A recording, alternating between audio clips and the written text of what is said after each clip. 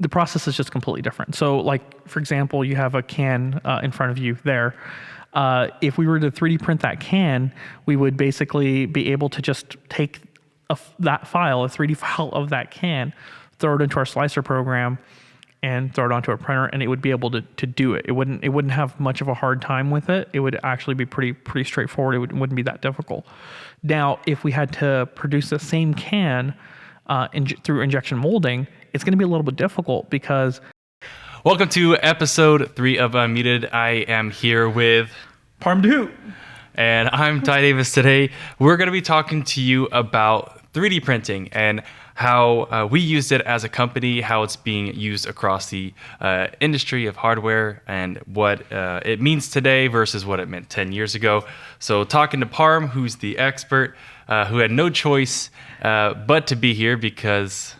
I made him be here. Yeah, thanks, Ty. I guess made him, but he is the other half of this podcast, and I'm the marketing department and the finance department. Thanks for having me on your show, Ty. I'm glad you could be on my show. I know. I'm Batman. You're Robin. There you go. I'm just kidding. Just kidding. But no, we're talking today about 3D printing and how we went about it with Mute Me and how we got started. So.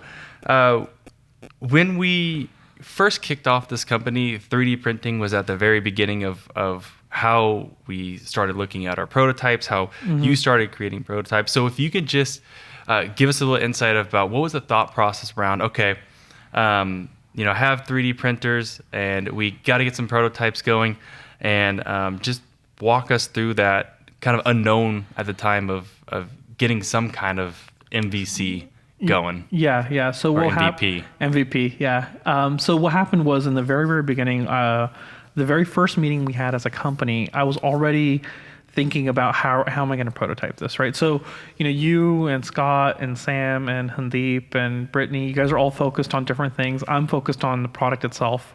And that very first meeting when we're thinking of names, I'm already thinking, hey, okay, I can prototype this within 2 weeks. We should be able to pull something off. This shouldn't be too difficult. And anytime you start a project like this, you always underestimate what it's gonna take.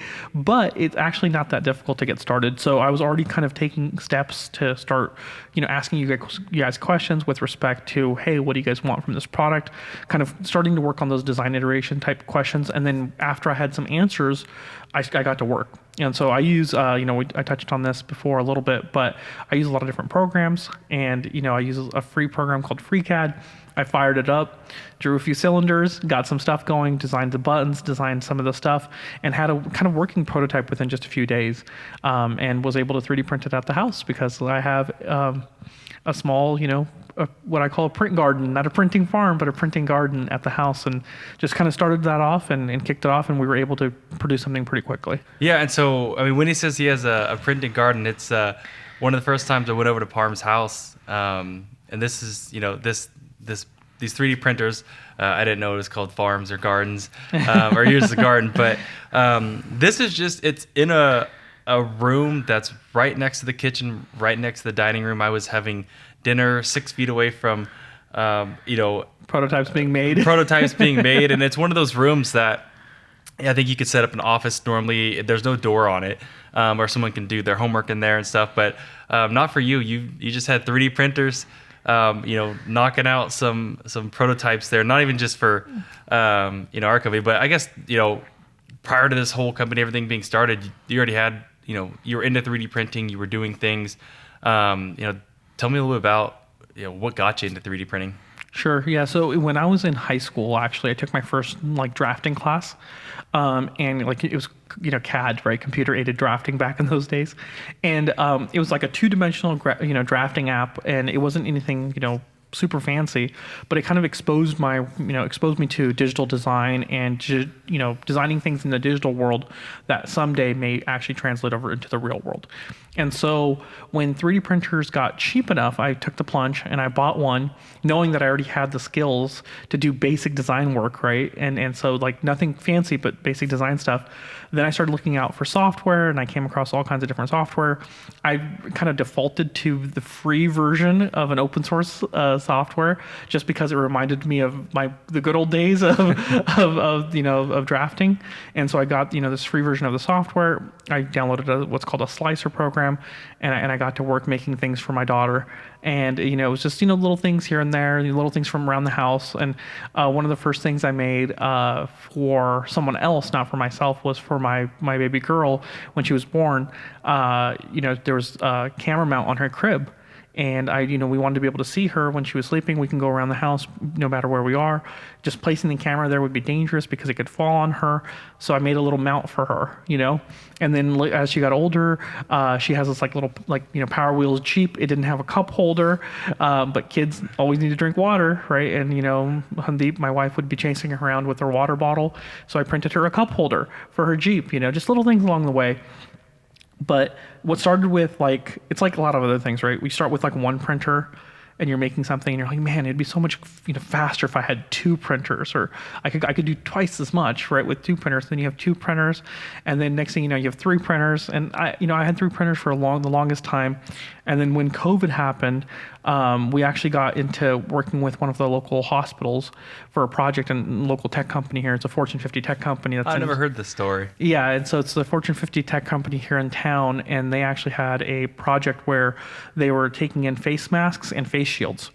And so I have the large laser cutter. I have the giant laser cutter at the house, and I also have the 3D printers. And so we got to work just making face masks and for the local hospital. And what would happen is the local hospital would use PPE from all the local clinics. So they were taking up and using up all the local PPE from the clinics, and we would be providing stuff to back supply those clinics with face shields and face masks. Well, what type of clinics are you talking about? So everything from dental clinics to vet offices. So even vet offices. So the PPE that they have in those offices was going to the hospitals because it's medical grade, it's hospital grade stuff, and then all the stuff that they would need we would fill in behind and supply them.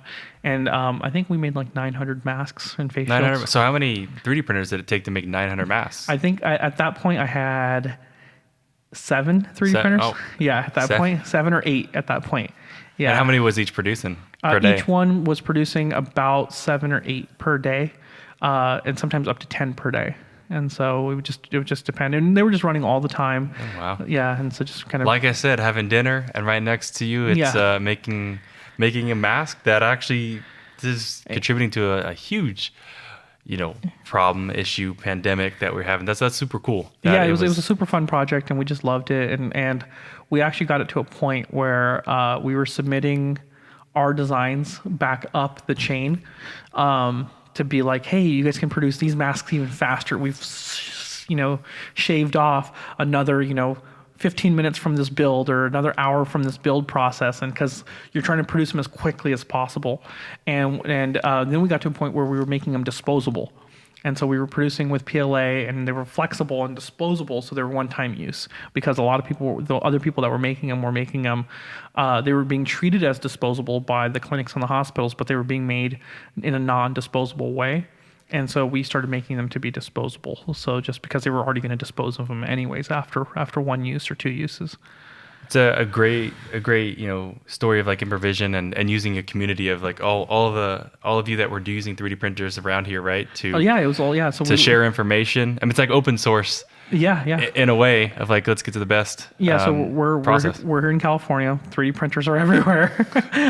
There's technology companies everywhere, and the technology companies they were okay with their employees taking on this project, which was super cool. And so they were the ones that were kind of leading the project, and then they reached out because my wife worked there, and then we helped out as much as we could. But yes, just tons of exposure to 3D printing.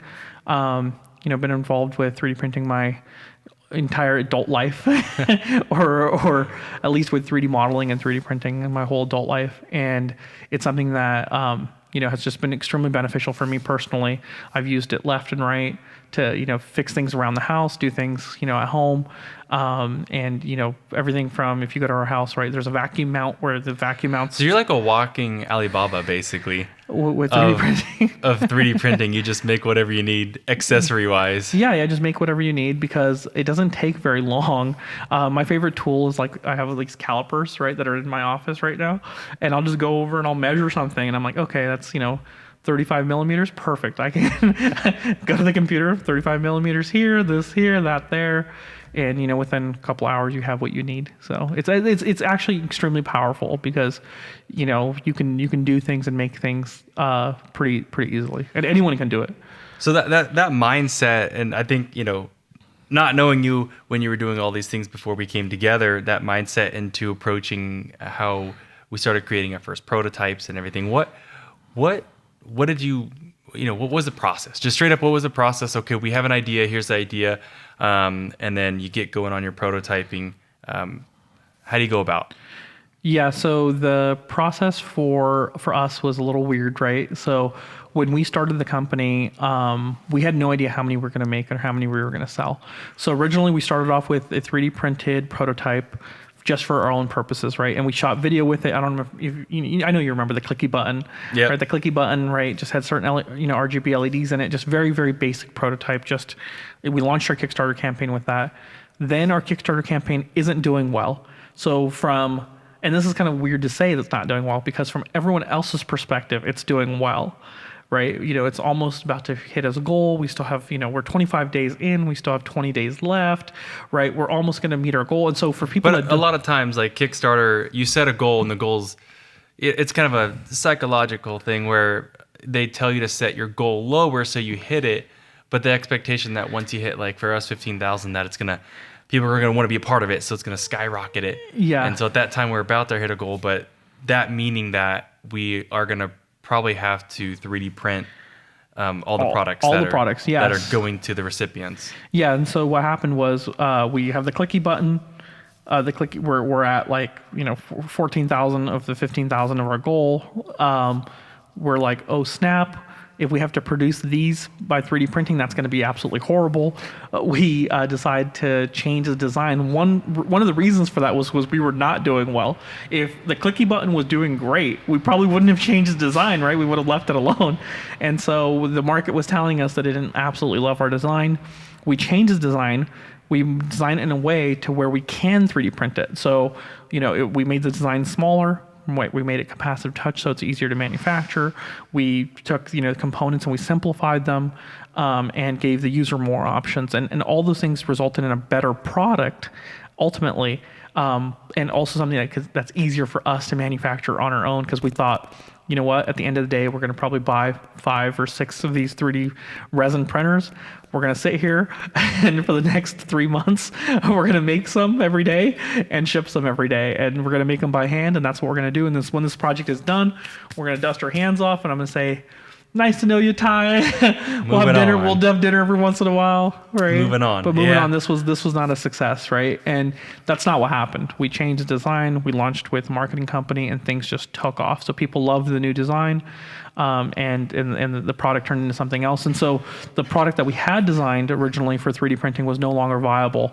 It wasn't ready for manufacturing, but it completely changed everything. And those early days of just making that the design, I think we went through like 100 different iterations of things, and every step of the way you're trying to eliminate problems that could come up, right? And so, the LEDs being too bright, the stainless steel not, fitting properly, right? Like all these little problems along the way, you're trying to eliminate these problems so your manufacturing could be simpler. And when we only had 400 units that we thought we were going to make or 500 units we thought we were going to make, it was all geared towards 3D printing. Yeah, so talk about a couple of those problems that we had early on. And you talk about like the illumination's a big aspect to it. I remember in creating these 3D printed versions, it was the thickness and the transparency of the wall was important because for this product, the illumination's key to getting out there. But if it's too cloudy, I don't know if I'm using the right words, but too thick, you can't actually see it. So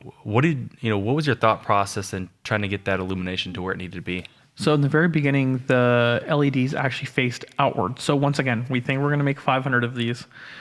Instead of going out and creating our own custom PCB, what we were going to do is we were going to buy a microcontroller board, solder everything on by hand, and then use an LED strip where the LEDs would be facing outward. When you do that, you get hot spots and cold spots on the outside of the device, where things were bright spots and dark spots. It didn't look good. It didn't film good. It didn't show well on camera. So we decided like we have to tackle that problem. And so that was one of the big problems, where we had to kind of build in diffusers in the device, right, to be able to, spread that light. Now it's a completely different design. It doesn't rely on that anymore, but earlier on, that's what we had to do. And then the other thing was the stainless steel at the top, right? So when we were originally designing the device, we decided to make it capacitive touch, or the second design, we decided to make it capacitive touch, and that stainless steel was glued on. Now, if you're gluing something on, one device or two devices, you can absolutely control quality and ensure that it's going to be, really well done.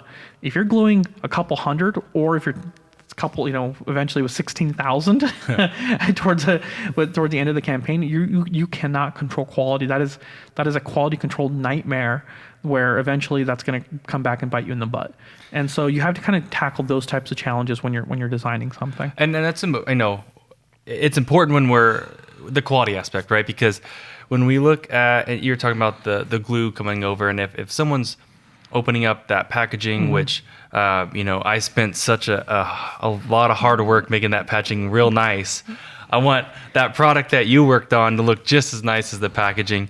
But in truthfulness, like you do as the end user and the recipient of that, like I put money towards this, and you open it up and you want to look at it like, okay, like the money I spent, this is an actual legit product. It's not like some flimsy product. It's not like tacky looking. It's not cheap looking. And that's something that, you did a really good job of making sure that process and with the manufacturer,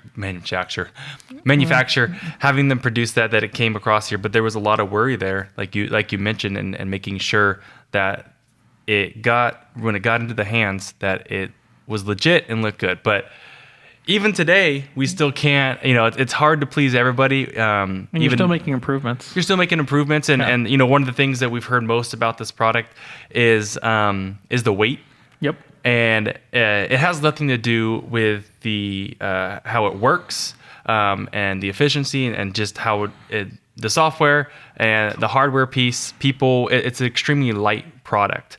And one of the biggest feedback we get is like, well, I would just like that it's heavier. It feels cheaper. It feels cheaper when it's lighter. If it was heavier, it would feel more premium. Yeah, more premium, which is totally purely just based on weight. Has nothing to do with the durability of it.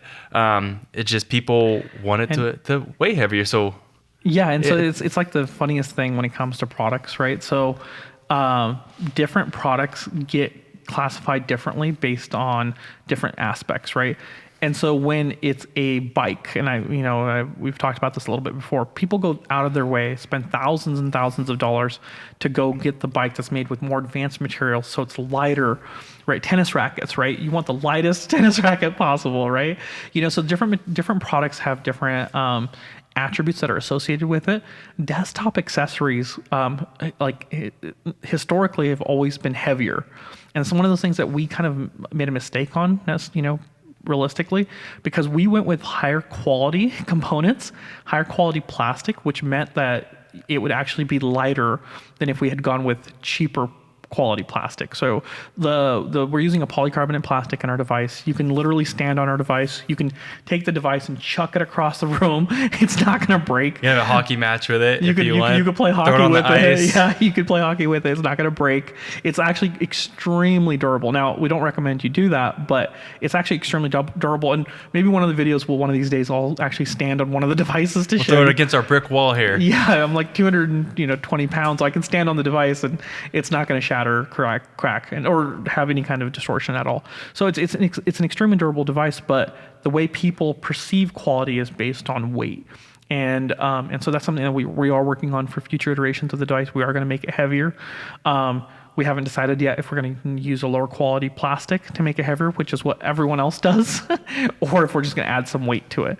But it's like the craziest thing. Most products that you buy, if you open them up, they just have like a big old, like they either have like sand in them, right? Like a sand block inside, or they have like just some metal like washers that are glued down. It's crazy, because people attribute quality to weight, which is not necessarily true, but that's what people perceive, and perception matters, right? It does. Yeah. It does. And that's, I think we had someone recently say that if we made it all metal, just completely metal, that they would pay, I think they said $10 more, which I don't think that would actually work out for us, because to afford an all metal, I think we'd go above that $10, but there'd be more of a premium product if you made it all metal for myself. And when we actually 3D printed these back in the day, they were actually heavier because they were using resin. There was baffles on the inside. The stainless steel was much thicker.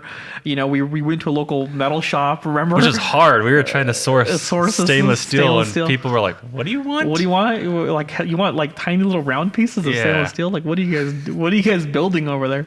And so it was really weird, but it was heavy. It was much heavier than the device we have today. And then when we started thinking about, manufacturing it and all the other constraints, the device ended up being much lighter than we probably planned for, just because, we were talking with the factory. We're like, hey, let's use this polycarbonate. They're like, are you sure you want to spend the extra money on the polycarbonate? We're like, yes, we want it to be extremely scratch resistant and flexible and not crack and stand up really well, with respect to UV light and all these other things that we took into account. And then we didn't take into account how heavy the device would be. and so, engineers spend so much time trying to make things lighter. And then what we're going to do in this case is probably just slap some weight in it, just because it's already done. But it is what it is. And feedback is important. Yeah. Especially from your customer base. What is that process like, going from, the expectation of that you're going to push out a 3D printed product to your customer base, and then it's like, okay, no, actually now we got to scale up, and you're going to the manufacturer. So are you just taking that 3D model and you're sending it to the manufacturer for prototypes, or like what's the process? Yeah, so the design for manufacturing and design for prototyping are two different things. When you're designing something for a 3D printer, 3D printers can create geometries and things that you cannot do when you're manufacturing a product. It's just not possible, or it's extremely expensive, and the process is just completely different. So, like, for example, you have a can in front of you there. If we were to 3D print that can, we would basically be able to just take that file, a 3D file of that can, throw it into our slicer program, and throw it onto a printer, and it would be able to do it. It wouldn't have much of a hard time with it. It would actually be pretty straightforward. It wouldn't be that difficult. Now, if we had to produce the same can through injection molding, it's going to be a little bit difficult, because with injection molding, it's two molds that come together. Hot plastic is pumped in, it fills all the voids, and then the mold opens. When that mold is opening, if there's anything on that can that can catch, right? In this case, it would just be the walls of the can itself. It's not going to fall out of the mold as easily. It's going to get stuck, or there's going to get scratch marks or whatever. And so most of the designs that are injection molded, they're always tapered. Things are always rounded off. There's just a whole bunch of stuff that goes into designing something for manufacturing in order to get it to work properly. All the places where the pins are going to eject the part, they're always located on the inside. There's like hundreds of little things that you have to take into consideration when you're designing something for manufacturing versus 3D printing. Now, 3D printing has its own design constraints. It has its own, its own issues, right? But for most people, for most products, it's actually easier to 3D print something than it is to design for manufacturing. So we originally designed our product for 3D printing, right? Yeah, we did. Where, I think, we created that product so that you could create two at a time. Yeah. So when we were going through the process and we had the big clicky button, and we decided, hey, you know what? We might have to produce these by hand. That's not going to be great. We don't want to produce these clicky buttons by hand because it would just be so much more work. We decided to go to the capacitive touch button that we have today. The reason why it is the size it is because we bought resin printers. We bought 3 of them at the time to kind of test this process. to see how many we can produce and and prototype these things properly. But we could fit 2 of these devices side by side on that resin printer. That's one of the reasons why the device is the round shape that it is, and it's one of the reasons why the device is the size it is. It was an actual manufacturing constraint with respect to how quickly we could manufacture something. Built for efficiency in terms of what we can turn out as quickly as possible. Yeah, and we took that, and that's one of the things this is not about 3D printing, but it's really just about designing your own products. A lot of people will go out there and go out of their way, and they design products based around some type of microcontroller or some type of product that's already out in the market. And a lot of these controllers and things, they cost like $45, $50, right? You're using a $50 controller to make a product that one day you're going to eventually sell for $39, right? Right. It's not going to happen. You can't take that part and put it in this part and make it work. And so we took the exact opposite approach. From day one, from the very, very beginning, we were focused on the cost of manufacturing. That's the only reason we're actually even around today as a company, is because we took that into account from day one. We were like, no, what's the lowest cost microcontroller that can do what we need it to do, right? That meets all of our design requirements. What's the lowest cost LEDs that we can assemble as quickly as possible, right? So we were using strips, LED strips. You can go on Amazon and buy these things, right? In the prototypes, they were just LED strips that we were soldering together, and we were taking those types of design considerations into account. Because we didn't know we were going to sell 16,000. We thought we were going to sell 500, and we didn't want to lose money on every single one. When we're looking at 3D printing and where it is today, where it was 10 years ago, when I think every single Kickstarter project out there was a 3D printer of some sort. Yeah. What's your view on what it means to the manufacturing world, what it means for hardware, and is it as hot as it was 10 years ago, or is it something that's just an everyday thing now? Yeah, so that's a great point. So I went to CES, back I think it was 2010, right? And so CES is the Consumer Electronics Show that takes place in Las Vegas. It's one of the largest consumer electronics shows in the United States, and almost every single company there had something to there was something to do with 3D printing, right? And everyone thought that 3D printing was like the next microwave, where everyone in their home was going to have a 3D printer, or vast majority of people are going to have 3D printers. You're going to be able to download files, and there's going to be repositories. And when you need something at home, you're just going to 3D print at home, and you're going to have it at home. And everyone thought that's kind of like you, kind of like me, but that was going to happen with everyone, right? Well, that didn't happen, and so the consumer side of 3D printing hasn't taken off like the industry expected, back in those days. It just hasn't happened. But on the business side, I would say that 3D printing is more prevalent than ever. It's being used in more applications than ever. It's being used in new and creative ways. It's everywhere. We have here in our offices here, we have a whole room that's dedicated to 3D printing, where we have, FDM printers, we have resin printers, we have SLA printers, we have the whole setup here. And it's because it allows us to prototype things quickly, right? You go to your dental office now, right? And they have cool printers, right, that can make, dental implants in-house, right?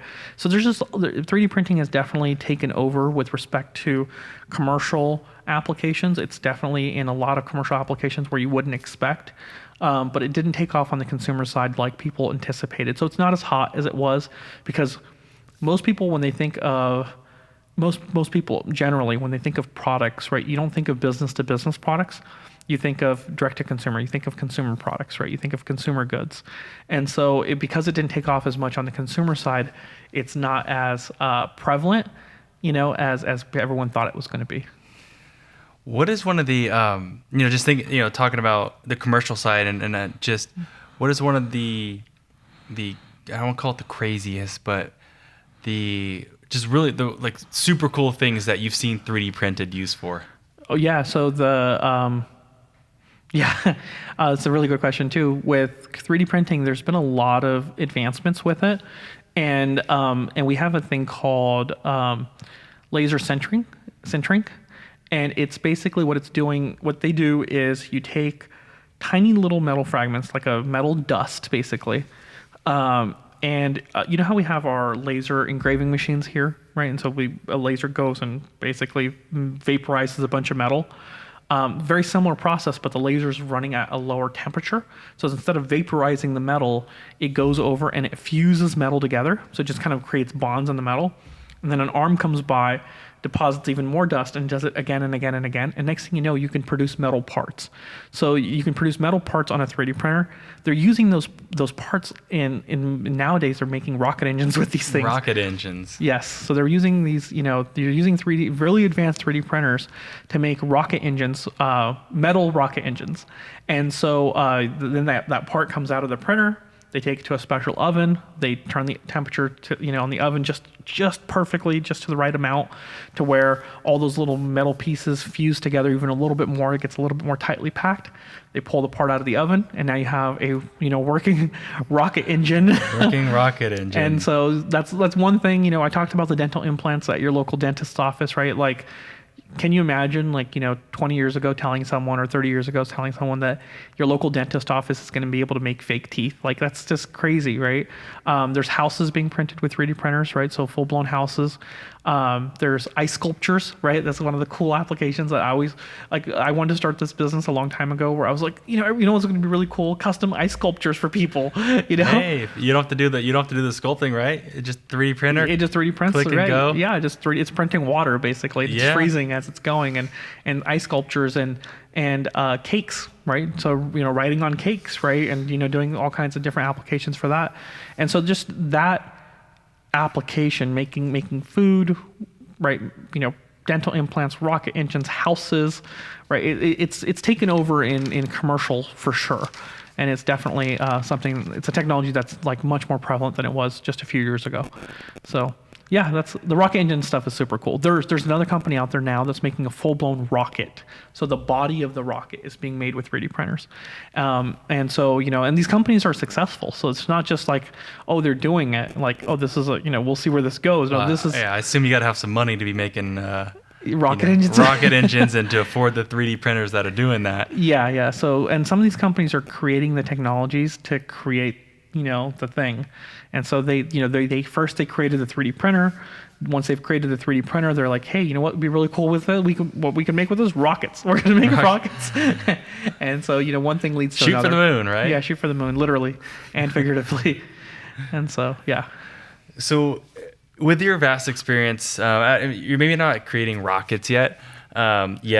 Maybe we'll have a rocket mutiny come out where when you're ejected from meeting. Drops you from the meeting. Drops you literally. And everybody knows in the house that you're off the meeting.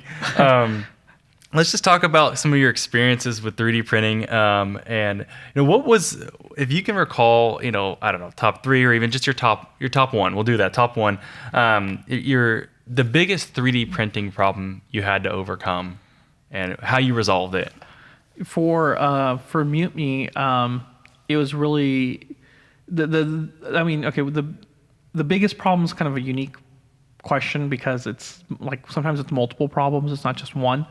But I'll just say recent problem first. Was like we moved into this new office. We set up all of our printers. We got everything up and running. We start firing things up, and things start failing.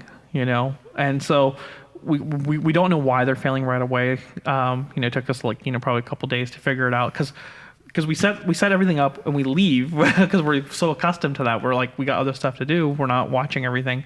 And it was because, the tables were moving, right? So there's tiny vibrations in the table. So multiple printers are running. One vibration from one printer is, creating issues for this print.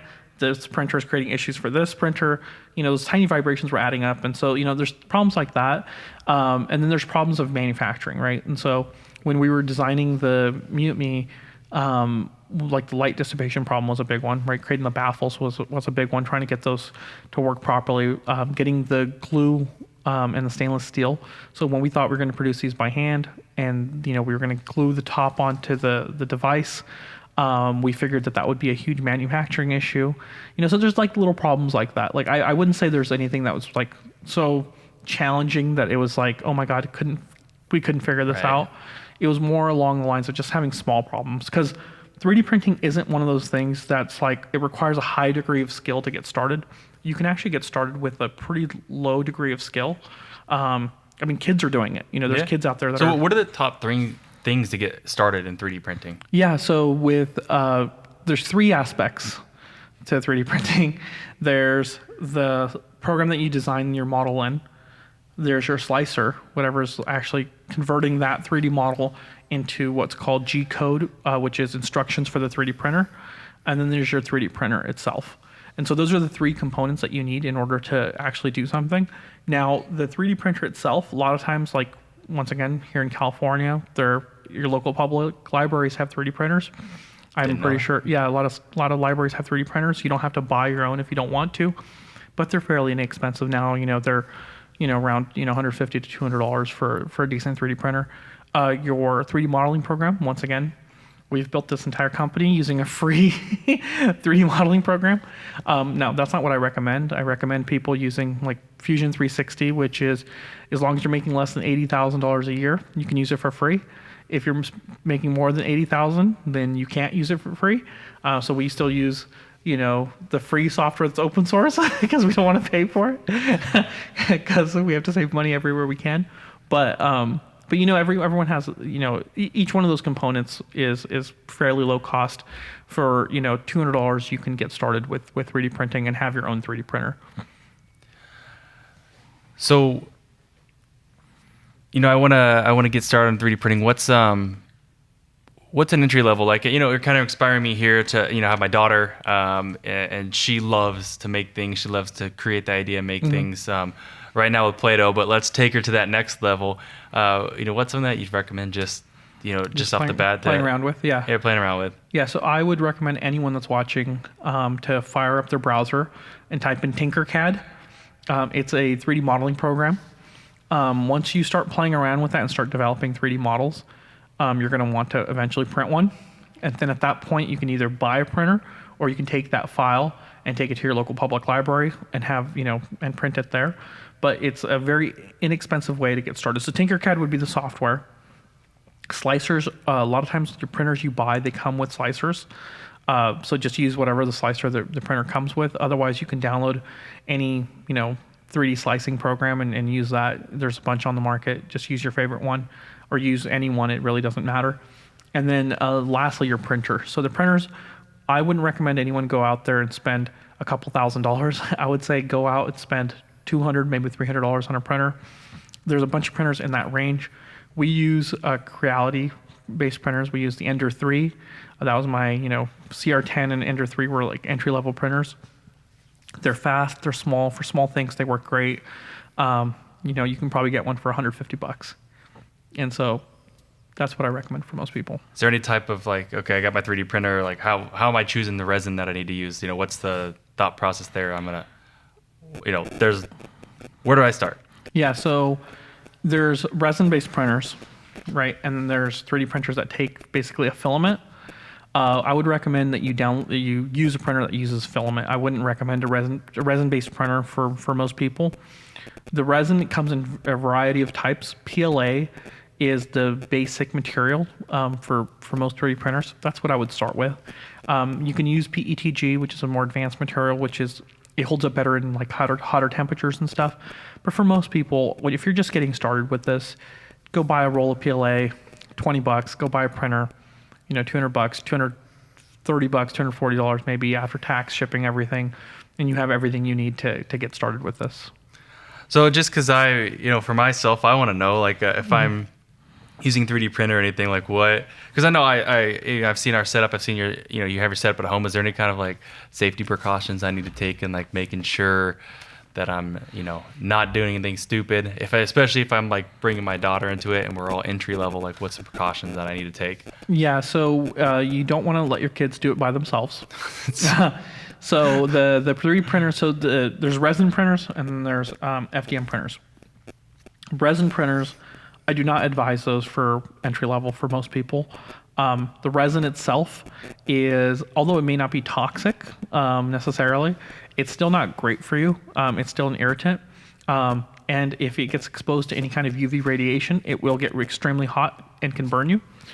So if you have resin on your glove, for example, and you walk outside, the glove will get extremely hot, and it will harden, and so you just don't want to be around that stuff unless you're dealing with something kind of more in a commercial environment, or if you know what you're doing. With FDM printers, which are the basic 3D printers, they take a filament, and for those filaments, the head of the printer gets extremely hot. It gets, up to 200 degrees Celsius, sometimes even hotter. You don't want to touch the head. Obviously, it's melting plastic, so it's hot. The bed of the printer gets up to about 50 degrees. It can still not necessarily burn 50, 60 degrees Celsius. It doesn't necessarily burn you, but it's still really hot. You don't want to be touching it. And so you still have to be careful with 3D printers, but for the most part, they're fairly safe. I wouldn't run, if you're new to this, I wouldn't run any printers overnight. We have a monitoring system. We have exhausts, it's different. We have a huge warehouse. It's different here. It's a metal building, right? At home, don't run your 3D printers overnight. There's still a risk of, something, maybe, a cat or animal, touching the 3D printer or something else happening with it. Use it, have it somewhere where you can monitor it, but use it during the day, and don't let kids use it by themselves. All right, so I want to. I'm not entry level. I'm a person that actually knows my way around 3D printing. As we come to a bunch of this, great information you've given us around 3D printing. What's one piece of advice for someone who is wanting to use 3D printing as a way into starting a business? Maybe they have an idea around a product, a hardware product, or some kind of physical product. Mm-hmm. What's your advice? One piece of advice that they should hold on to. Yeah, so get started. So number one thing I would tell people is just you have to get started. The market will tell you if you're on the right track or not. I would recommend that if you have a hardware product idea, and it's something that maybe something similar to ours where there's electronics involved, and it's an actual product that you're going to be selling to consumers, the only way you're going to know if you're on the right track is if you create something and get it out there. If you just sit there and you're not actually creating anything, or you're not prototyping, you're not making advancements or iterations to it, and you think you're going to get it just right on that first try, you're not. It's much better to just get started. Start putting stuff out there, start showing it to people, start demonstrating it, getting feedback right away so you can keep iterating it and building a company off of it, because that's the magic of 3D printing. It allows you to create things so quickly, and just because you created it this way on the first time doesn't mean you have to create it the same way the second time. You can make changes to the product as you go. And so when we talk about our 100 different design iterations of how we change the product, the reason that's possible is because of 3D printing. If we'd made one and we decide, okay, here you go, guys, create a mold, we're done, that would have been a horrible decision, right? Right. And so, just use the technology is designed to be able to make things and change things quickly. Use that to your advantage when you're designing your product. Get started right away and get to work. The faster you go, the better off you'll be. The other thing, real quick, I touched on it just a little bit earlier, but take design for manufacturing into consideration, but don't have that be a barrier to not do something, right? So when you're designing something for manufacturing, you're thinking you're going to produce 10,000 plus 100,000 of these things. Don't let that be a barrier for your 3D printing journey, because your 3D printing journey is going to be different than your manufacturing journey. Oh, incredible insight into the 3D printing process and the world, with all the experience that you've had. We love to hear, from anyone out there that's done 3D printing, that are in the midst of it, your experiences, lessons learned, any tips for anyone that you might have, even tips for us. Got something for us? When I say us, I mean Parm. Even though I know Parm knows a lot. So if you can stump him with something that he doesn't know, that's even better. But that's always appreciated. It's always appreciated. But leave a comment, reach out to us. We'd love to hear about your experience with 3D printing and what you've done with it. So Parm, I appreciate you being on this podcast that you have to be on every week. It's ours every single week. So yeah, thanks, Ty. This is awesome. Bye, guys. Thank you guys so much.